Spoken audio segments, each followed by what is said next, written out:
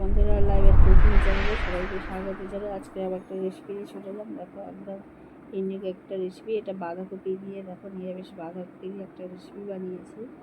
দেখলে মনে হবে চিকেন, কিন্তু একদম নয়।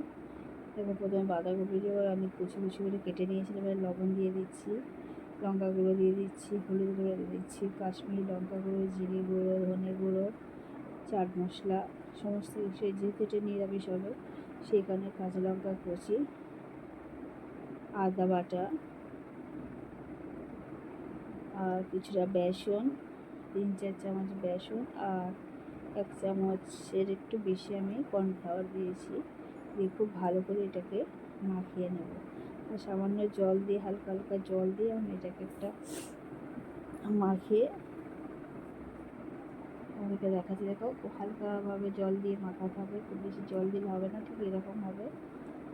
এবার এটা আমি একটু করে কেটে নেব, নিয়ে ঠিক লেগ পিস যেমন হয় চিকেনের সেরকম আকার আমি দিয়ে দেবো। আমাদেরকে দেখাচ্ছি। দেখো, খুব নরম হলেও হবে না, আবার খুব শক্ত হলেও হবে না, যেন এটা ভাজতে সুবিধায় সেরকমভাবে আমি তৈরি করে নিচ্ছি। তো বন্ধুরা, একবার এই রেসিপি তোমরা খেয়ে দেখো, খুবই ভালো লাগবে। আর যেহেতু এটা নিরামিষ, তোমরা যে কোনো সময় এটা করতে পারো। বন্ধুরা, আমার এই রেসিপি ভালো লাগলে অতি অবশ্যই একটা লাইক করে দিয়ে কমেন্টে জানিয়ে কেমন হয়েছে।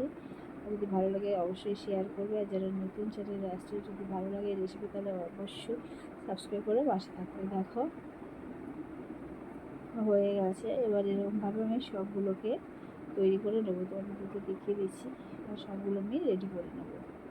তো বন্ধুরা, দেখো, সবগুলো রেডি হয়ে গেছে। এবার আমি কড়া বসিয়ে দিচ্ছি গ্যাসে, দিয়ে কিছুটা আমি তেল দিয়ে দিচ্ছি। এগুলোকে ভেজে নেব। এবার তোমরা এটাকে পুরো ডিপ ফ্রাই করতে পারো, স্যালো ফ্রাই, যা খুশি করতে পারো, কোনো অসুবিধা। তবে ডিপ ফ্রাই করলে এটা বেশি ভালো লাগে, কারণ ভেতরটাও ভালো করে যাতে ভাজা হয় সেই দিকে লক্ষ্য রাখতে হবে। এইরকমভাবে আমি সমস্ত উল্টে পাল্টে সব এই বাঁধাকপিগুলোকে আমি ভেজে নেব। সব ভাজা হয়ে গেছে। মোটামুটি একবার যা দিয়েছিলাম, খুব বেশি দেওয়া দরকার নেই। ভেবে সব ভাজাগুলোকে তুলে নিচ্ছি। একইভাবে আমি আর যেগুলো ছিল সব একইভাবে আমি ভেজে নেব।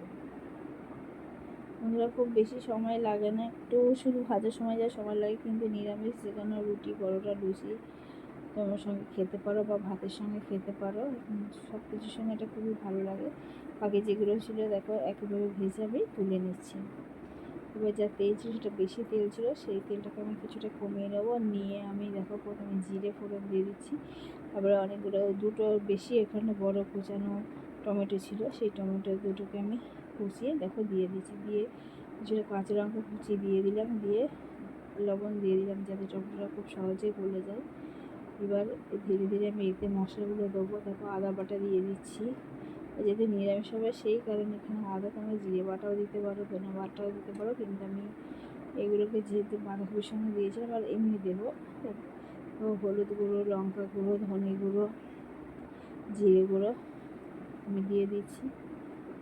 দিয়ে খুব ভালোভাবে আমি কষিয়ে নেবো মশলাটাকে। এখানে কষানোটা খুব ভালোভাবে হওয়া দরকার। এখানে মোটামুটি কষানো আমার কমপ্লিট হয়ে গেছে। এবার আমি জল দিয়ে দেবো। খুব বেশি জল দেওয়ার দরকার নেই, অল্প জল দিলে হয়ে যাবে, কারণ যেহেতু এগুলো অলরেডি খুব ভালো করে ভাজা আছে। দেখো, ওখানে গ্রেভিটা ফুটতে আরম্ভ করেছে। এবার আমি ভেজে রাখা যে বাঁধাকপির যে চপগুলো করেছিলাম সেগুলোকে দিয়ে দিচ্ছি। দিয়ে এটা আরও মিনিট 2-3 ফোটাবো। ফুটে যদি মোটামুটি হয়ে আসে, তাহলে আমি গরম মশলা, দেখো, চিনি একটু দিয়ে দেবো। যেহেতু নিরামিষ হচ্ছে, একটু চিনি দিয়ে দেবো, আর একটু গরম মশলা দিয়ে এটাকে নামিয়ে দেবো। দেখো, চিনি দিয়ে দিলাম। দিয়ে একটু উল্টে পাল্টে দিতে হবে, যাতে সব পুরো গ্রেভির মধ্যে চিনির মিষ্টটা চলে যায়।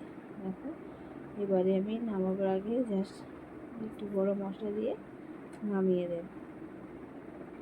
বন্ধুরা, খুবই ভালো লাগে। তোমরা একবার অবশ্যই ভেজে ট্রাই করবে, আমাকে জানাবে কেমন হয়েছে। যদি ভালো লাগে অবশ্যই লাইক করবে, কমেন্ট করবে। আর দেখো, হয়ে গেছে। এবার আমি অফ করে দেবো। তা বন্ধুরা, আজকের রেসিপি আমার এই পর্যন্ত। আবার নতুন রেসিপি নিয়ে চলে আসবো।